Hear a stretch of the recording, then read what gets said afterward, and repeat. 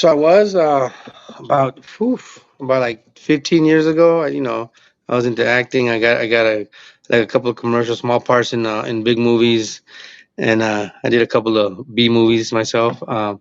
Then I started my family, so the acting kind of took a step back because my first love is comedy. That's my passion, man. I've been doing it for going on 24 years now, so I love comedy. So the acting, I mean, don't get me wrong. I mean, that's eventually, I guess, where everybody wants to wind up because that's where the money's at. But I took a step back from acting, and I was doing right before the pandemic, a couple of years before the pandemic. I signed with an agent, and I was going on for a lot of auditions and stuff. I didn't book anything. I was just getting like maybe about 3-4 auditions a month, which is a lot actually. From when you think about it, compared to I know people are just straight actors, and sometimes they get one every 2-3 months. My agent was sending me a lot, but the thing is, I'm not a skinny guy, but I'm not like a fat guy, And my agent was sending me for like pretty much obese type roles, and I'm like, look, man, I know I'm kind of like not in shape, but I'm not that fat, man. He goes, oh, well, just use it for practice. I'm like, well, why am I gonna go if it's just practice? If I'm not gonna get the part. And I would go, and then, like, literally, he sent me one for like uh, big guys that have like diabetes type of an audition. I'm looking around, and I'm all like, man, I'm like 100 pounds lighter than all these guys here. Why am I here? And it's just a trip. But then the pandemic happened, and uh, I lost contact with my agent, and I didn't hit him back up because everything he was sending me was just like big guy roles. And then I was just comedy because I was trying to get back into comedy because, Yeah. man, when things opened up, I was like, dude, I thought it was just me, like, man, nobody's booking me. I can't get booked. I'm calling clubs, I'm calling bookers, I'm calling old friends, and nothing. And then, as I started getting work, everybody's like, dude, you're working a lot. I'm like, what are you talking about, man? I'm barely scraping by. And even now, I'm getting more work now, and everybody is now. But I talked to some guys that I'm looking at them like, damn, man, you've been busy. And they're looking at me like, damn, you've been busy. And, we're all on the same boat, basically. So the goal is right now just to focus on comedy, and maybe in a couple of months start like trying to get back into acting sometime after the new year. Yeah. And you said you produce the shows that you're on, and you also get booked on other shows. Um, Yeah. you said Oh you're yeah. So producing a so show so for October, yeah, I the end have of a this show. month. There's a new comedy club in the city of Bellflower in LA, which is close to Long Beach. It's called the Stand Up Comedy Club. Just opened up about a year ago. It's a beautiful club. Holds about 140 people. The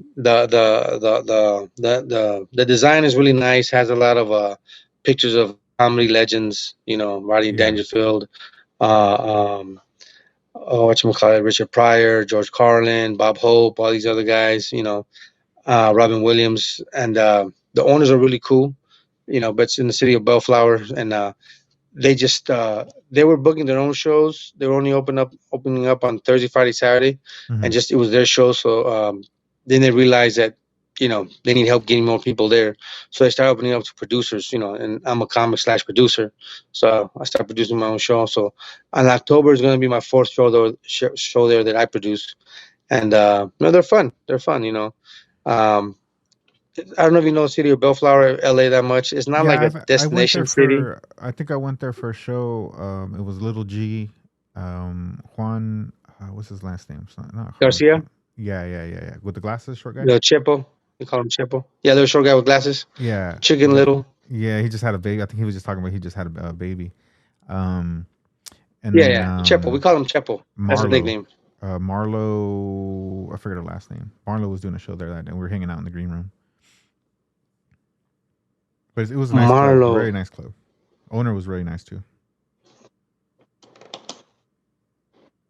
What Stand Up Comedy Club? it was this one, yeah, the stand up one. I'm pretty sure it was in Bellflower. You come in from the front, and Oh, then the okay, yeah, stage is that's on that's the it. Yeah. right, and then yeah. Um, I have a Well, question okay, for yeah, you. yeah. So for people who are looking to kind of take that step to start booking their own shows, not just for themselves, but an actual show for a venue, um, Hmm.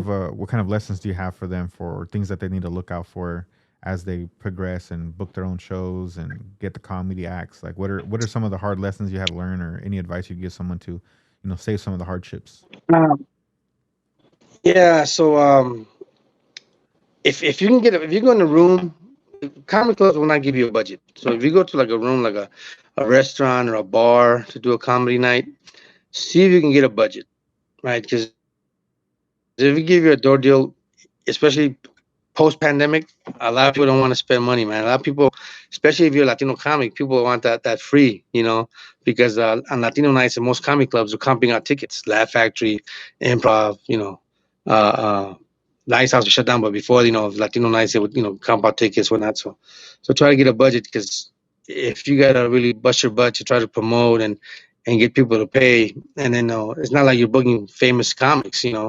So it's hard. At the comic clubs, um, try to get a good deal. They're gonna give you a door deal. Try not to get, I guess, screwed. They're gonna probably, if they think you're a young comic, don't know, they're gonna tell you, oh, you gotta get like if the place only holds like, let's say like 200 people, and they tell you, oh, you gotta get like 160 to get like 50%. Otherwise, you're gonna get less. It's like, come on, man. They're not even getting 160 on their own. Their own shows and stuff.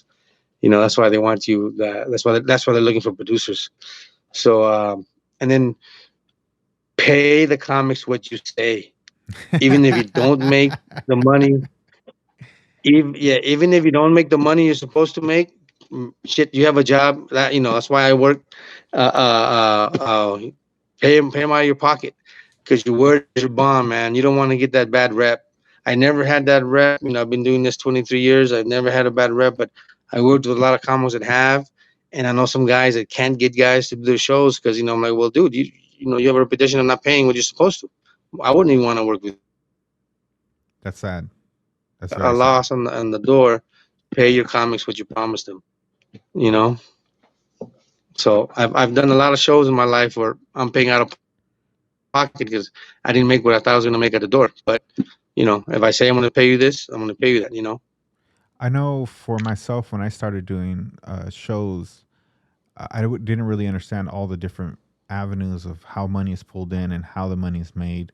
You know, after couple of shows and like trying to figure out myself, like I figured out, oh, okay, you know, the budget for the door to pay the comics, and I can make money off of either sponsorships. So then I was able to Yeah. pay the comics better because I wasn't really worried about what how much I was gonna make. I was like, okay, I know the door is gonna go to pay the comics, and that's going to be enough because of the price and the venue, and the rest of it is just understanding what I can get in sponsorship, I can get from a budget, what can I get from the food, the alcohol, and sometimes there's even other people who, and it doesn't happen. I've seen it. I've never done it myself, but there's people who will say, you're putting on a show, and Benny's gonna be on there, and I'm trying to put out my brand as a Hispanic, and it's a Cinco de Mayo show. You're gonna record, everything is just the stars and the moons are correct for the person. So they're like, you know what, I'll give you $100 if Benny wears my T-shirt. Yeah. What No. Yeah. are Yeah. what Yeah. are There's other other ways. You get. what are some of those avenues that you know of that people should like consider, not just be stuck on the tickets? Well, sponsorship, obviously. And don't just go for one sponsor. Try to get a few. Let them know, like, I'm gonna put you on the flyer. I'm gonna give you shout outs during the show. So sponsorship, selling, merchandise as well. I know some guys that the way they get people to come is that they'll do a raffle. Hey, you have a chance to win this. You gotta buy a ticket for this much. They get people to go there. So, you know, just gotta find creative ways to promote. Nowadays, social media, it's getting to be a young man's game. Like the younger generation. Like TikTok, Instagram, not so much as much. Facebook, it's more for like me, like older heads and stuff. Uh, but if you're good on social media, man, boost your events, market it. Eventbrite you can boost, Facebook you can boost. Try to get people to go out there. So whatever you can to get people, butts in the seats. That's what it is, man. You touched on social media. I know for myself, I'm not very. I don't use it. I only use it for promoting my comedy. I don't have a personal social media, so I don't track it very much, and I'm not very good at it. And so since I started the podcast and I started trying to sell art, I got more into having to understand how social media works, how to upload a video, the different types of. And every time I learn something, I learn that there's more shit that I don't know, which I need to learn. Um, Yeah. what advice would you give Same way. on? You mentioned merch earlier. I've never fucked with merch. I don't know if you've seen or you do it or you know people who do it. What's your advice on that, Um, or what are some lessons you've heard about merch? no, yeah, merch works, man. I mean, I've done shows where they pay me like like say 200 a headline, and I'll make like 400 or 500 on merch. But here's the Wow. thing, though.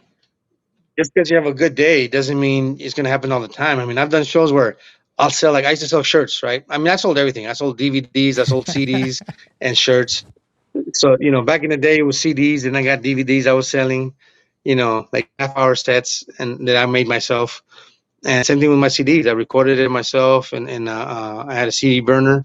I was just making my own copies. I had a thing that would I can the labels. I was making my own labels. Had my little like a stamp. I was stamping them. I bought little cases, trying to make it as professional as I could. And it worked, man. It helped me. If anything, it's gas money. Sometimes food money. Sometimes it's hey, let's go out. I got money. Just gotta know what to sell. You can't sell like I knew guys that were selling CDs that were all like really bad audio, and I knew a guy that sold a DVD that half of it the recording was just horrible. And I'm like, dude, you shouldn't sell that. Especially you're gonna try to promote it on your social media. People are gonna like talk trash, and sure enough, you gotta stop selling it because people are like, hey man, you sold me like a bad DVD, not giving my money back, blah blah blah.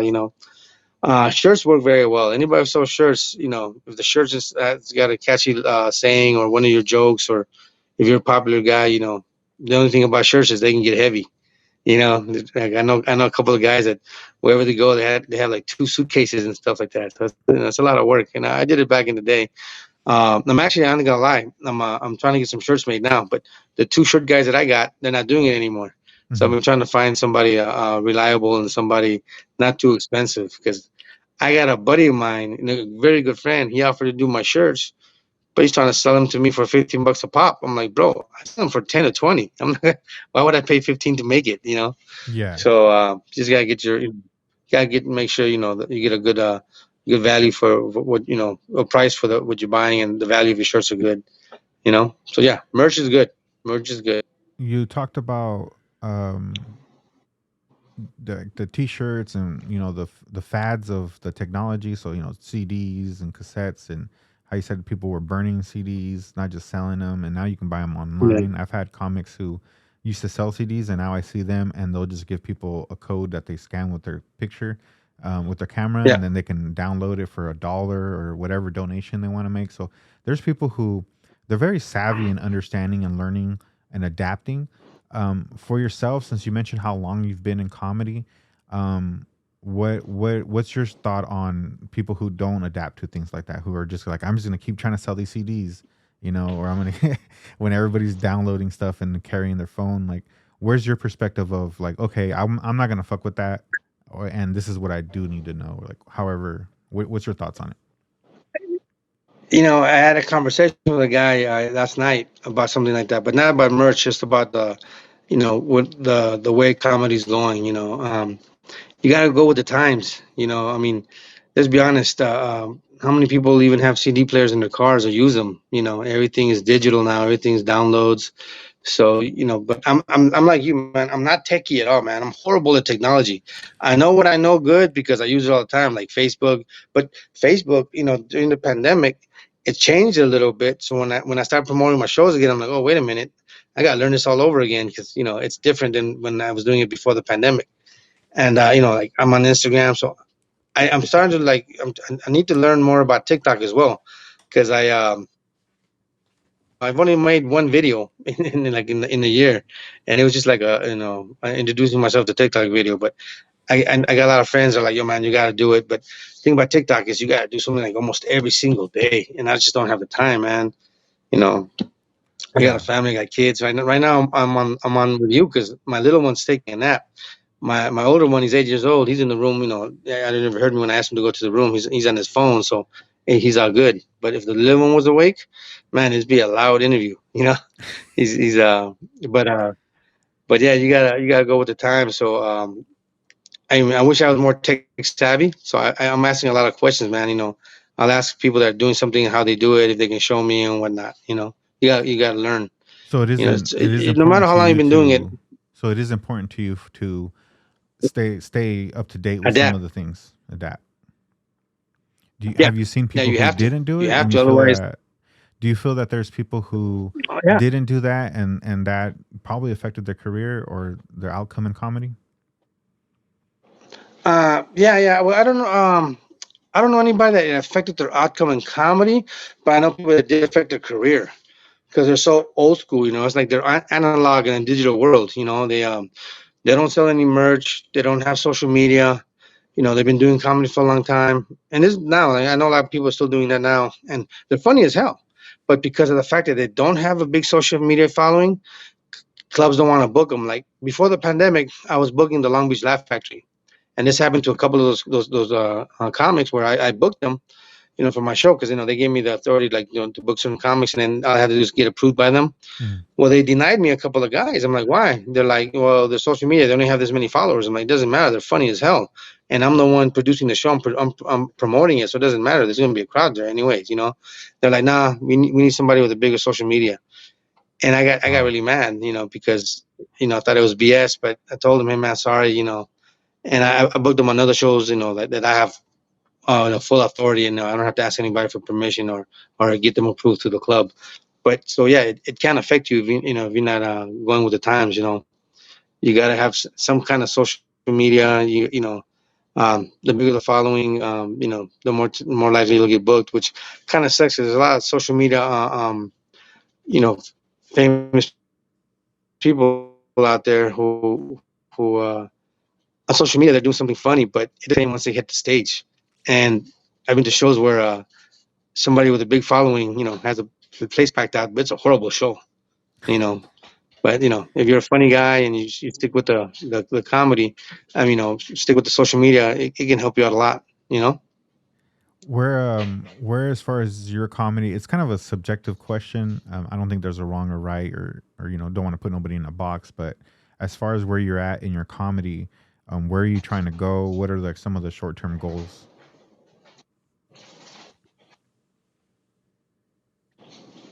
Hold on. You kind of broke up. So as far as where I'm at, what are my short-term goals? Yeah, yeah, yeah. In comedy. Um, in comedy. So right now, like I said, post-pandemic, I'm trying to get where I was before the pandemic. All right. So before the pandemic, I was getting a lot more bookings locally and producing more shows. And right now, I'm only producing like 2 shows. I'm trying to get that to maybe like 3 or 4, a month. And I'm trying to get booked. I'd like to get booked, almost every day. Like, I was getting booked like between 4 to 6 times a week locally, and then plus my produced shows. So short term goal, I'm trying to get back to that right now. Then eventually start traveling again because we all know that's where the money's at. So Yeah. start traveling and just start putting my name out there. You know. Um, you mentioned earlier some comics not getting the break that you feel they deserve because the venue feels that they don't have the following. But then also there's people who have the following, but you don't feel have the material or the level that you would like them to be at. So obviously there needs to be a balance there. Um, so for that situation, is there like at least three comics, right? I'm not saying the best or whatever, but just off the top of your head, three comics that you would say need to get that notoriety that you're like, up and coming, you would validate for them and say, hey, if you're a booker and you're listening to this, hit these fools up. So for those people that you recognize as being validated or able to do the comedy, but they can't get into a venue or can't get the booking because they don't have a following, who would you recommend? Just three people that you know to any booker right now. Any booker, uh, a guy named Roger Rod. He's an older white gentleman, but he does a lot of like black rooms, urban comedy. Hilarious, hilarious. But he's old school. Hmm. Um, Definitely him. Ramona Stevens. She's man, she's phenomenal, man. She's a beast. been doing comedy like 30 years, man. But I never heard of her until last year when we got introduced, and then she had a show in Leimert Park, by Inglewood, and booked me, and I was blown away how hilarious she was. She was hosting the show, and man, she probably did maybe about 40 minutes of material, just killing it, bro, killing it. Wow. Um, and then let me see who else. Um, most of the Latino comics that I know, they're pretty savvy with technology and social media. So I'm looking at the old school comics because the young guys got it figured out. So those two and one more I'm trying to think of. I was gonna say Honest John, but Honest John, for being an old school guy, Bro, he's I he's wrote. pretty I just way more wrote. techie than I am. I just wrote down Honest John. Fool, he cracks me up. He makes me laugh because I was telling people like Oh this yeah, fool. He either has consistent, but he's one of those guys. I'm sure he has consistent, revenue and shows and touring, whatever. And I see him yeah, promote his shows, and he'll take a fucking picture of, off his computer and post that shit. yeah. Yeah, no, but he gets a lot of work, for being an old guy. He's actually pretty tech savvy, and he's got a name for himself, actually, man. Especially in the urban scene, man. That guy's a beast, man. I love Honest John, man. That guy's hilarious. Yeah, I love You him know. too. I was trying to book him, and I was talking to a guy about him, and that's when I was cracking jokes. I was like, "This guy, man, I see his stuff all the time, and it's always just like these random pictures of screens. He doesn't upload and I told him, I was like, "Is he doing it on purpose to be funny? Like, is that something he thinks is funny? He's doing it?" He's like, "Nah, that's just what he does." Yeah. Yeah. Well, funny story. So this is how bad I am with technology. My wife, when we were dating, I met her. I had a flip phone. All right. We've been dating like we've been together 17 years, and time went on. She knew I was a comic, whatever, and um, I had my flip phone, and then she finally convinced me to get a smartphone. So I got a smartphone. And back when the what were they called? Not Nokia. I think they were called like the HV something, or I forgot before Samsung. Yeah. It was probably before Samsung. Anyways, we were at a restaurant, and I ran into a comic. And this guy's like, "Yo, man, what's up, man?" He goes, "Hey, man, I want to do one of your shows. Let me know when you can book me." I said, "All right, cool, man. Do me a favor, send me a text because I have my calendar home. When I get home, I'll look at my calendar and I'll let you know what I got coming up." And my wife, time with my girlfriend, was like, "You have a smartphone, it has a calendar on it, use it." And I'm like, "Oh, I don't know how to use it." So she kind of showed me, right? I'm like, "Okay, cool." So I go, "I'll work on it," right? And at the time we weren't living together, right? So fast forward like maybe 2 3 months later, I'm at another spot with her. We're having a drink. This comic came up to me, and goes, "Hey, what's up, man?" Bump into him. He goes, "Bro, I got this show. I want to know if you're available." I'm like, "Yeah, hold on, let me check." So I busted on my phone, and she was all like, "There you go. That's the way to do it." And then she was tripping out because instead of going to my calendar, I went into my pictures because I took pictures of my calendar so I can see what dates I have open. And she was like, "What the hell are you doing?" And I'm looking at my calendar. She goes, "You have one. Why don't you enter them?" I'm like, "Oh, I don't know how to do that. You just showed me where it's at, whatever." You know. So so that's what I did. So finally now I use it and stuff like that. But I'm pretty good at it. But for a while I was doing that. I would literally take pictures of my calendar, and whenever I seen somebody or somebody hit me up, I'm like, "Hold on, let me look at the." So I look at the pictures and make sure if it was open. I'm like, "Yeah, man, I can do it." You know. I've little by little moved to digital, man. Even my notes, my jokes, my record, everything's on my phone. Everything's kind of connected between my computers and my phones. But that's all taken over time, and when with certain projects, I've had to learn how to do that. Um, Oh, yeah.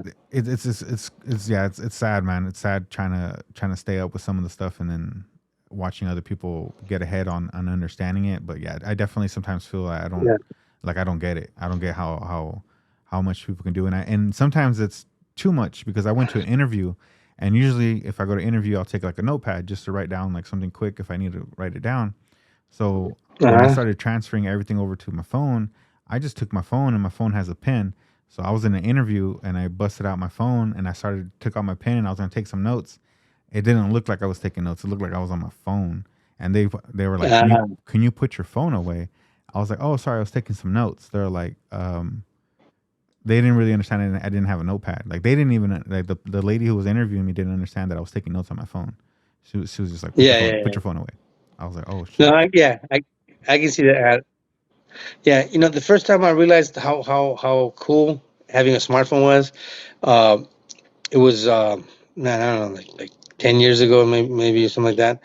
But it had nothing to do with comedy, but it had to do with my job. I had an email my job wanted me to email them my W-9, something like that.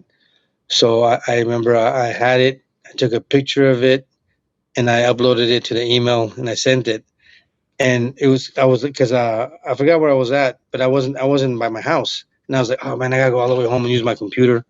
But then I was like, well, let me see if this works, and I did it, and they accepted it. And I'm like, oh shit, smartphones are cool. You can do all kinds of shit. That's when I realized, like, hey, this is gonna be a good thing. And I mean, the one thing I do use, I use my email a lot on my phone. DocuSign on my phone. Yeah. Um, I'm getting to be more techy, but I need to be more social media savvy still. I'm still trying to like Yeah, get the hang of it.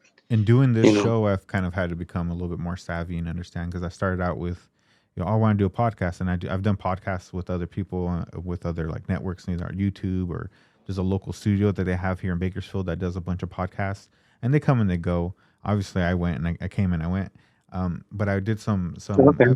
some shows there, and so I wanted to do my own, and then I bought one thing, and then I realized like, oh shit, like I need a better computer because the processing of doing all this stuff. And then I was like, oh, and then I need a memory card because the memory that it takes to process all these things. And then I need this, and I started like little by little collecting things and Yeah. working on them. But it was so much fucking work, man. And even now, I'm like, this is like your episode would probably be like episode 10 or something like that I'm putting up. I have like 4 or 5 Uh, episodes already uploaded to YouTube, but they're not scheduled to come out. They're like all like 3 days apart. But man, syncing the voices to the audio and the audio to the picture, getting that together, um, formatting it yeah. to so that it could go up on certain sites. And then I still have to learn how to make like the graphics, the intros, fix up the audio because I know I'm doing videos, but I also want to do audio.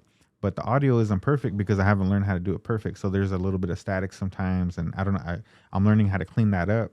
But there's just so much more as I learned that there's so much more that I don't know. And then that's I think the hardest part for me right now where I'm trying to, and the same with comedy. I've always felt that, at first I was like, oh, I think I'm funny. Oh, I make people laugh. But then you meet other people who've been doing it for a living and you turn into like, oh, there's a way to write a joke. Like you could be funny, but Yeah. is it a masterpiece? No, yeah, no, definitely. So about that, like, so I want to do my own. I want to still do a podcast, and I want to do a lot of stuff, and I have a YouTube channel, but I don't know how to edit any of that stuff. So I'm picking different guys' brains. I just haven't had the time to really like sit down and go through it. Hmm. But yeah, you have to. And then with comedy, like comedy, you're always gonna be learning, man. Like, can I ask how long you've been doing it? I started in 2015. Went for about 3 years, and then I took like a 3 4 year break, and I'm coming back into comedy right now. Might be in the last month or two. Okay. Well, I started in '99, April of '99. So this coming April will be 24 years for me. Um, whatchamacallit, and I'm still learning, bro. I'm still learning, like, I think I'm funny. I mean, I know I'm funny, I don't get booked to go out of town, out of state for nothing.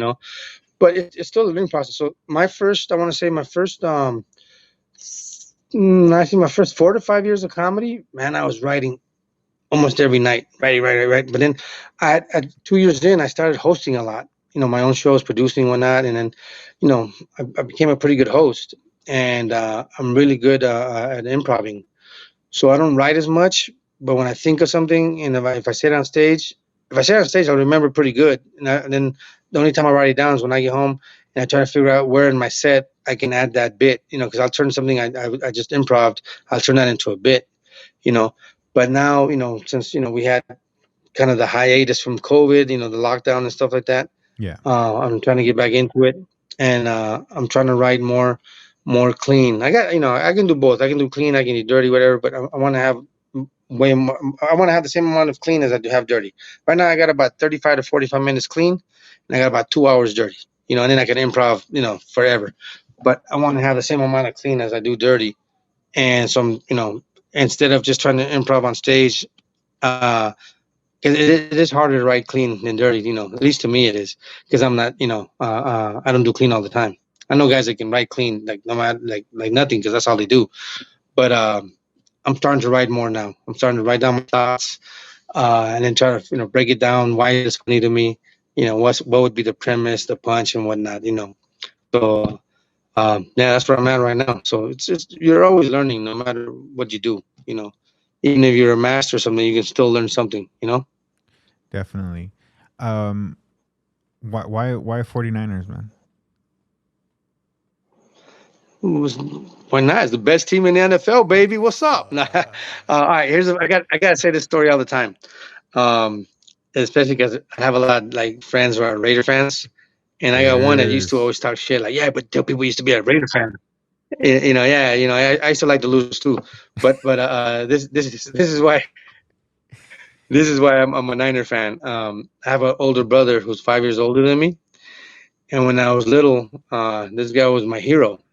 So anything he liked, I liked. So we grew up in West LA, and the Raiders were in LA at the time. So he's a big UCLA fan and a diehard Raider fan.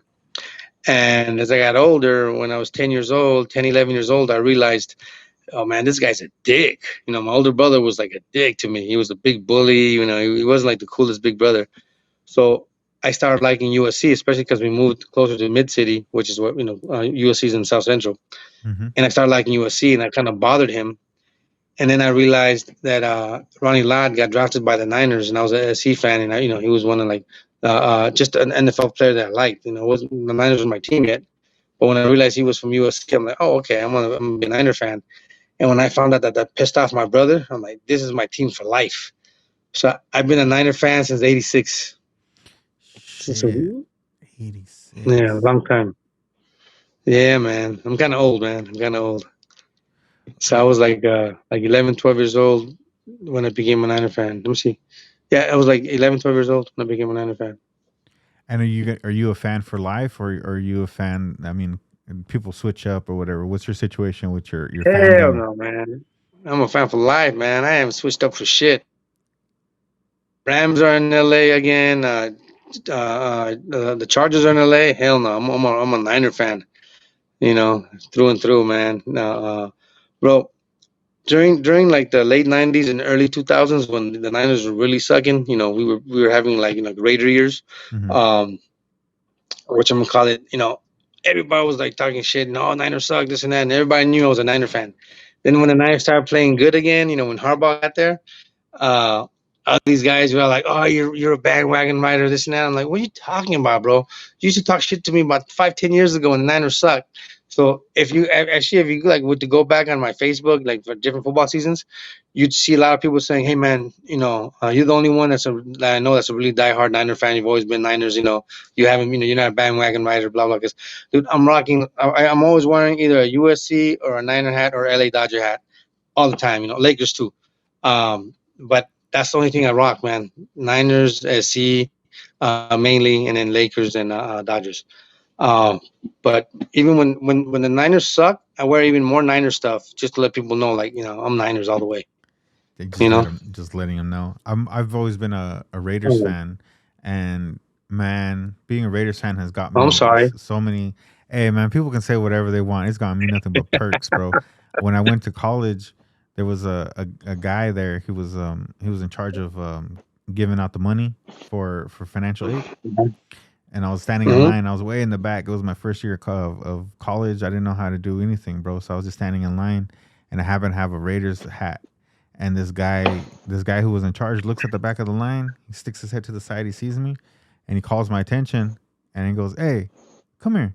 And I go over, and he's like, "What's up? You a Raiders fan?" I was like, "Well, yeah, man." He's like, "Oh yeah," and then he goes, "Come with me." He takes me to the back. He did all my paperwork for me, filled out all my shit, and then just put me on my way and gave me a job. Oh yeah, man. That's because you had the Raider hat on. He thought you were slow. He goes, "Let me help this guy out." You know. Yeah, that's why he did it, man. He's all like, man, this guy's handicapped. Let me help him out. You know. Damn, that's fucked up. It's possible. It's possible. No, so here's the thing, man.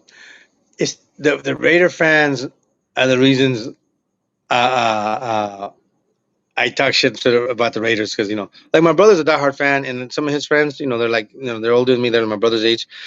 I'm really close friends with them. They're diehard Raider fans, and we talk shit, but in a good way. There's a comic named Aurelio Miguel Bocanegra. He goes by Bocanegra, not just Aurelio Bocanegra. Hmm. And in the world since we were 9 years old is a Raider fan. Hmm. And I'm not gonna say diehard because you can't be a fucking diehard Niner fan and then show up with a Denver hat when John Elway was in the Super Bowl, and then a couple years ago when they won the Super Bowl, the first time when they got their butts kicked by the Patriots, he was wearing an LA hat, but it was like Rams colors, and he was trying to be like, it's just an LA hat. And I go, yeah, but that's like blue and yellow, like the Rams, bro. What the hell?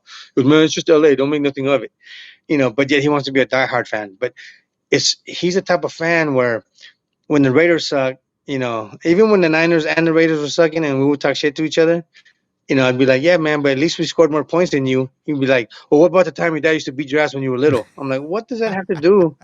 What's that have to do with football, bro? What are you talking about, man? He's that type of a fan, And then on Facebook, a couple of friends of mine, one guy that we went to junior high with together, was talking shit one time about the Raiders, and he was all like, "Well, like f you, man. I never really liked you in junior high. What's up, man? You want to get together? We can throw down whenever you want." And I'm like, "Bro, Damn. why you want to fight? Why you want to fight? Because your team sucks, man. And he talks so much shit, but he can't take it to the point where now we're going on. I want to say about 6 years, maybe almost seven, where he blocked me from social media because I was tearing him up, and we don't talk as much, right? Like I used to go to his house every Thanksgiving. I haven't went to his house at Thanksgiving like 6 years because he can't handle the shit talking. Even other Raider fan friends, mutual friends that we have, will tell him like, dude, just shut up, man. You talk too much shit, and he can't take it. Have If you say shit to him, you done any fantasy football? uh, yeah, I did it a few years back. As a matter of fact, with a door guy at the Laugh Factory, Big Steve. We're talking actually more than a few years. We're talking about maybe about 7 years ago. I did it for a couple of years, but because I have kids now, I don't really have the time. Like even sometimes I don't watch the games. Like last weekend, I didn't see any of the games. I'm Hmm. watching highlights because, like, if I tell my wife, like, hey, or my sons, like, I'm gonna watch football, especially my older son, when he goes, Daddy, can we go to the park? Can we go here? I'm like, let's do it. Because I don't know if you look at my social media or whatnot, but dude, I'm ecstatic to be a dad, bro. Because I had my kids late. I was 40 when my first son was born, 46 when my second son was born. So I'm a little bit older. I already got the partying out the way. I hardly drink anymore. I'm all about my kids, man. So My dad was so if they want to do something, 51 when I was born, and that was always weird because we. I'm all giving you some advice here. On it was awkward with my dad because my dad, he was kind of like a, no, he wasn't a cholo or anything, but he worked out all the time. He was a big dude, so he looked like old, but he could fuck you up, and he liked to fight and shit. So when I was, I mean, he was 51 when I was born, and so when I was in my teens, he was hitting like 70, and so whenever I had like school field trips or something like that, he would come along and he would get tired from walking, so we had to all take a break and shit. So, but that shit was always, it was always hard to relate to him. And I remember like he wanted to play baseball one time, and so a catch, and so we go out there, we're playing a game of catch, and I throw the ball really hard, and he just didn't want to play anymore. He was just like, I'm good. I'm gonna end up getting hurt. that's funny. No, man, I'm all about my kids, bro. So okay, before my son was born, I was the guy that, man, I would read newspapers to see, like, which high school teams, local high school teams were good, so I can see, what colleges they were going to. I'm a big SC fan, so it was big time to college, Hmm. and not just like, like like the big time schools. I would look into junior colleges as well and stuff like that, different divisions, and then NFL. I'd read who was hurt, who was not. And I would bet. And I had a lot of people hit me up like for advice. They're gonna parlay, like, hey man, what do you think? Should I take the over under this game? Should I bet on who's gonna score first or whatever? And I would bet myself, and I was doing pretty good. I was always watching games. Not just my team, but I'd watch like maybe like 4 games on a Sunday and then highlights all the time and stuff. But man, once my son was born, he'd be like, "I'm gonna go to the park." My wife's like, "No, I mean I'm gonna go to watch a game." My wife's like, "Nope, you're gonna go to the park." I'm like, "My bad, I'm gonna go to the park." So I'd go to the park, and it got to the point where I just watch highlights now. If I get to watch a game, I'm happy. It doesn't matter who's playing. I even watch Raider games just because it's the only game I can see. Because of the time I got. Because if I'm not working like now, um, I got a job. I got 2 jobs besides comedy. Even though comedy is like the priority. But if I'm not doing any of that, I'm with my kids, man. You know, Yeah. so that's yeah. It's funny because man, I used to be buck wild, bro. I gotta make sure my wife don't hear. So so she knows it. But but everybody knows, man. I used to be buck wild. I used to get drunk all the time. I used to get drunk on stage. People were always sending me shots and stuff. I was known to always be drinking and Hmm. being out there. And now I'm like boring as hell, bro. Like okay, for example, I got a funny story. Do you know a guy named George Perez, Yeah, comic? man. That guy. Yeah, I got a story about him. Go ahead. All right, so that's my boy, man. I known him since he started, right? Because my good friend Jeff Garcia, like got him in the game and showed him the ropes, and George does pretty good for himself now. Really funny guy, and actually he kind of knows my wife because they're both from Orange County. He doesn't know her like like really, but he through friends, he knows who she is and she knows who he is, whatever. So when I met George, I'm not sure if I was with my wife yet or not, but I was getting drunk, meeting girls, having fun at the shows, whatever. And this is 2018, I believe, maybe early 2019. We were at the Brea Improv, right? Because he was opening up, he was hosting for Russell Peters. Russell's a good friend of mine. And Russell had told me, "Hey, come through on Sunday, man. I'll throw you up." I'm like, "All right, cool." And Russell's assistant, Eddie, he's one of my best friends. I actually introduced him. And so Eddie's like, "Yeah, man, come through." So, man, that'd be fun, man. Go hang out with the guys, right? So I go, you know, and this is when I only have my son, and my son, uh, he was what? He's 8 now, so let's say 4 years ago. So he was 4 years old, right? Hmm. So I go to the very improv, whatever, and when I get there, everybody's in the green room because I forgot who was on stage. George was in the green room because they said he was hosting. So it's Russell puts a lot of guys on, like next to 2 guys sometimes if he's locally and knows them. So, we're all talking, chit chatting, whatever, and the guy gets off. George goes and he brings up Russell. So after he brings up Russell, he comes back to the green room, and everybody there was maybe about 10 guys in the green room, a couple of girls. Everybody leaves to go see Russell. So just me and George now, right? George is sitting right. This is when the green room used to be a little bit different. It goes a long way, so he was sitting like right in front of the TV, and I was sitting like right across from the door from the bathroom. Like I was sitting the long way. So I Hmm. was kind of facing his side, his left side, whatever, and he's drinking his beer, and I have like a water, just hanging out. We're not saying a word to each other, just looking at the screen, right? And maybe about 10 minutes go by, and he just gets up and starts yelling like "fuck, fuck, what the fuck, man, bullshit, man," And I was like, "Dude, what the fuck's wrong with you?" He's like, "You, man." I'm like, "Me?" He's like, "Yeah, man. When I started doing comedy, bro, I used to want to be like you, bro. You used to get drunk all the time. You're funny as hell. All the girls wanted to meet you. The guys wanted to hang out with you. Now all you do is post freaking pictures of your son."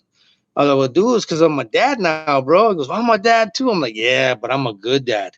And he's all like, "Fuck you, man. I'm a good dad too." Because I never see him post shit about his kids. And that was just me. I just wanted to be with my son all the time. Yeah. And that's so basically that's why one of the reasons I kind of cut the drinking. Dude, like okay, like if I go like when I went to the Bakersfield for the Cinco de Mayo, I had one drink, which is one beer and that's it. And in LA, I'll drink one beer maybe every 2 to 3 months, and Hmm. that's a maybe. And sometimes I don't even finish it. But when I leave town, for comedy or any other reason, if I don't have to worry about driving and my family's not around, yeah, I'll drink. I'll have a few drinks.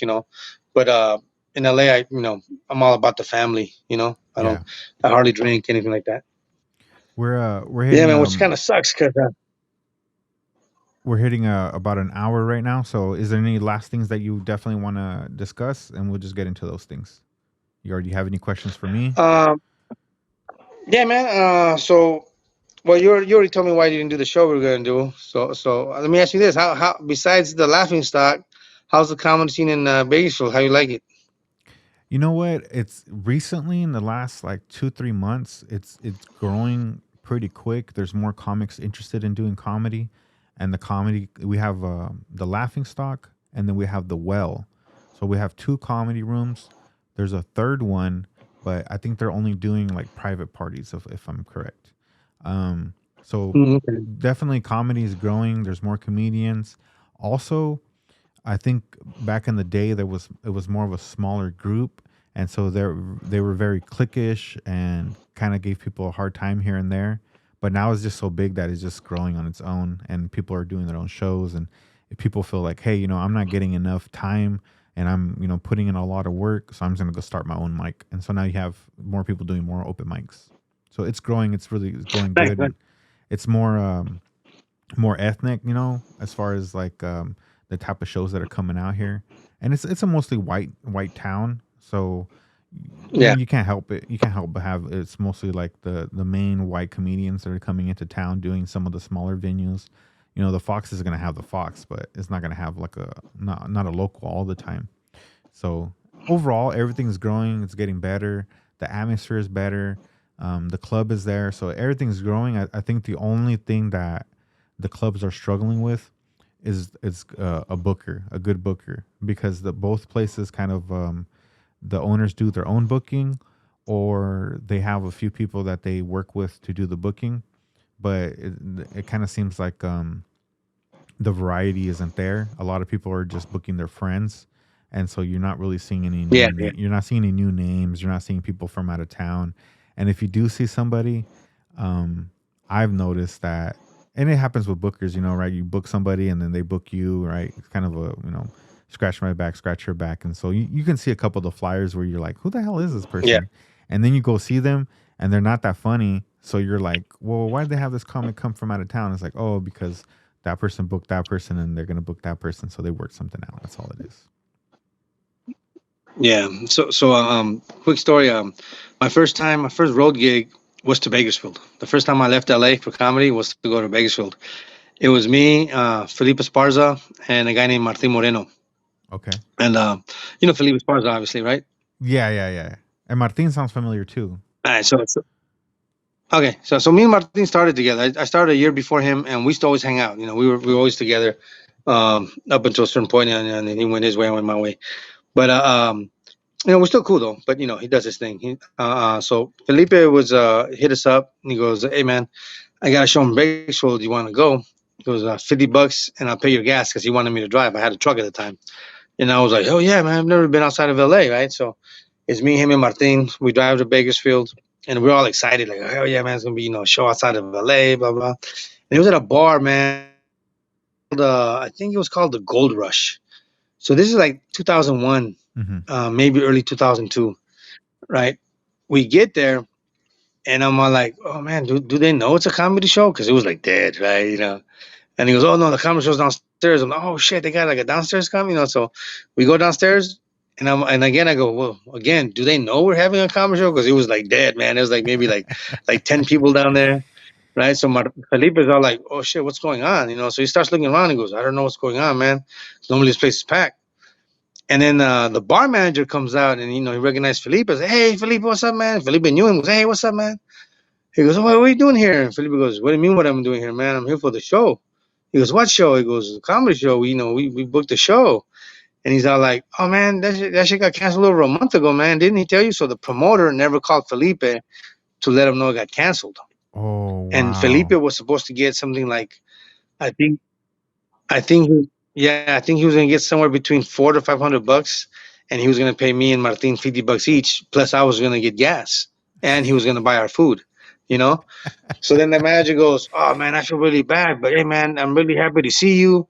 Let me see what I can do." Philip's okay. So the manager comes back and goes, "Look, man, I can give you 250."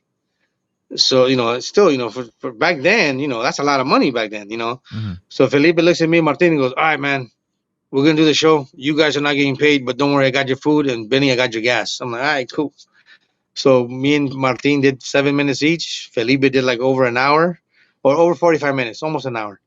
Because it was only like, so he, the manager though, he was cool, man. He got the people that were down there, like the 10 people, and he went upstairs and got people to come down. So we performed for like 20 people, and it was fun. It was fun, like my first time, performing outside of LA. 7 minutes, and I went first, because Felipe was like, well, you got the high energy, you go first. I'm like, okay, cool. And it was fun. It was fun. I had a good time. I didn't get paid, but back then I used to drink a lot, so I got pretty hammered for free. And then we got the food. He paid for our food, and then Martin drove back, so I was just in the back enjoying it. So it was a pretty cool experience. So you mentioned some notable names, and I've helped out opening some shows for a couple comics that are more established. Again, been in the game for 20 years, 30 years, 40 years. And so I was opening for this guy, and he's constantly telling me about how he's friends with the celebrity, right? And I was like, okay. So a few times he references that he was hanging out with this celebrity person, and there's no doubt in my mind that he knows the person, that they've done work together, that they've hung out, and that they personally know each other, that they're good friends. Um, but I All didn't right. know to what extent over time, right? Because people do different things, and sometimes you lose contact with somebody. So I wasn't too sure how much contact he was having with this person. But I I got I was doing the Netflix with the what the hell is it called? I'm fucking. The net is a joke. Oh yeah, Netflix is a joke thing. Yeah, yeah. I was trying to look. I was trying to read. I don't have my glasses, so I can't read this fucking thing. But anyways, Yeah. I was doing that show, and so this guy was telling me, and he was telling me how he's always told me how he knows this celebrity. So this celebrity is walking by us, and my friend like says something to the person. That dude just keeps walking. Like there's no way the guy didn't hear him. He didn't say it like from a distance. It was like it's like Yeah. if I'm on one side of the room and you're on the other side of the room, there's only like 10 feet between us, and I go, hey, and then you just keep your head forward, like you're ignoring me. There's no way you're not ignoring me. And so I felt bad because I'm sure he was embarrassed, and he always talks about how he knows this person. And then all of a sudden I'm standing there and I'm like, oh shit, I might get to meet so and so because they're good friends. And then the person ignored them, bro. Have you come across that? And how common is that in comedy? Since you're in LA, and I'm sure you see people blow up fast and you see other people tank, and so what's been your experience with how to navigate that with people becoming famous and being busy, and maybe forgetting about the times that you helped them out, whatever the situation may be. Yeah, so I've seen that a lot, not just with me, but with other comics. And I know people that name drop, and I know some people that name drop and don't really know the people they're name dropping. Just because they worked with them one time, they think they know them really well and stuff like that.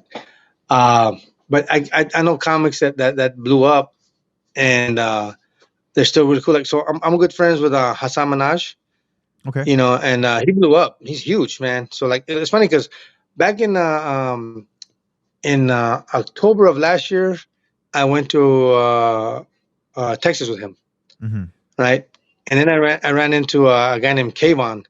Kayvon hit me up. I don't even know who Kayvon is. Really funny No. guy. He's like half white, half I think he's Armenian or I know he's Middle Eastern, but he's Okay. kind of got a name for himself. He's on Comedy Central. I think he's got a Netflix special and stuff like that. And Kayvon and I are really cool. And he hit me up just to ask me a question about something, and then I'm like, oh yeah, man, this is and that. So he's all right, cool, thanks. Hey, by the way, man, I heard you on a road with some really big comic. I'm trying to think like, nah, I haven't been around anybody huge. He goes, yeah, man, you were like in Texas. I'm like, oh, you talking about Hassan? Then I thought about, it, I'm like, yeah, I guess he is pretty big, it's just because he's my friend, so but I mean, like, but Hassan's pretty fucking huge now. And I'm like, yeah, yeah, yeah. But no, I'm not with him. I go, that was like a one time he offered me that gig. Yeah. And then he, called me back, and I went again with him, I went again with him in February, but this time I went to Arizona. So he's one of those guys that blew up, and he remembers his friends. And I know other people that blew up, and uh, kind of try to like kind of avoid. So there's this comic that she was, before she blew up, literally, she had a movie came out, and we're literally talking in front of a club in Hollywood. and we've known each other. I think we've been doing comedy about the same amount of time, and I met her when I was like maybe I don't know, like 7, 8 years in, and we stayed friends. And then we've done a couple of shows together, and she had a flat tire in front of this club, and I was there to hang out with her. And I even go, "Hey, do you want me to help you fix it?" She goes, "No, I got AAA coming right now." So AAA, but I stayed with her, while AAA fixed her tire and stuff like that. And literally the next week, she was like an overnight sensation. The movie was out already, but she was on the cover of magazines and this and that. Fast forward to the end of that year, we're at the Laugh Factory, and she's there, and all the comics, because every Thanksgiving and Christmas they hand out food to the homeless. Hmm. So I did it for I've done it for Thanksgiving and for Christmas. I don't do it every year because I got my family too I got to deal with, but this time we didn't have any plans, and we were gonna have like a late Christmas dinner. So I told my wife, "Hey, I'm gonna go to the Laugh Factory and help them pass out food." She's like, "Okay, cool." So I get there, so we're all, there's other comics there like Shang and all these other comics, Fraser Smith, a bunch of comics. We're all having a good time handing out food, and she shows up and she's helping out. And then when it came time, like we had like some downtime, so we're like, "Hey, let's get pictures together." So we're taking pictures, and I'm like, "Hey, come get in this picture." And I called her by name, and she kind of was like, "Ah, no, you guys." I'm like, "Come on, you ain't that famous yet. Come on over again." And she kind of gave me this look, And ever since then, I've seen her like twice, and she just kind of like, like, "Hey, what's up? How you doing?" She just gives me, like, "Oh, hey, what's up?" And I'm like, "Damn, I used to get hugs. I used to be Wow. like, and I don't know what happened, And then there's a couple other people, and there's a famous Latino comic that I ran into him at a restaurant, and when "Hey, what's up, man?" And he totally ignored me. Totally ignored me. I'm literally like 5, 6 feet away from him, and I'm like, "Yo, it's me." And he's kind of like, I'm like, "All right." I go, "You know what? My bad. I must be thinking of somebody else." And then I seen him a couple of months later at a comic club, and he's all like, "Hey, man, you're not mad for what I did, are you?" I'm like, "All right, nah, man, it's cool. You did what you did, man. All right, see ya." And he's, "Oh, no, man, you ain't got to explain to me, but I ain't gotta fucking talk to you. I don't care who you are, how famous you are. I mean, you're gonna act like that, fuck, it's not like Yeah. I guess we're not friends, so why am I gonna? I don't need to hear your excuse, I don't give a fuck about your excuse. You did what you did, and you showed me who you are, and that's it, you know. I just I know some comics who are not even famous, bro, not even close to being famous, acting like that just because they got on that dry bar, or they got on what's that, the comedy cube, Hmm. and they think they're blowing up, you know. And I'm just like, wow. I'm like, all right, we'll see what happens. Right. And I had a good friend that we stopped talking because he did something kind of shady. And when I told him, "Yo, man, what the fuck, bro? You did this and this and that," and he's like, "I don't care. I'm gonna blow up." And like 5 years later, he's still at the same spot. I'm like, "All right, Yeah. man. I guess you did what you did because this is your version of blowing up." All right, Benny. I But appreciate you coming on the show. I appreciate your time. And then unfortunately, I got to get ready for my next interview at 5. But oh yeah, yeah. anytime you want to promote, anytime if you're doing a gig out here and you want to just come on and promote it, I'm gonna be doing this for a while, and I kind of have the order that I'm gonna do it in. But All right, for sure. if you book a show and you're gonna be here in town, either through the Laughing Stock or the Well or whatever, just let me know and we could try to promote it, and I'll put it out early. October 27th, Thursday, October 27th, 8 o'clock, City of Bellflower, that stand up comedy club.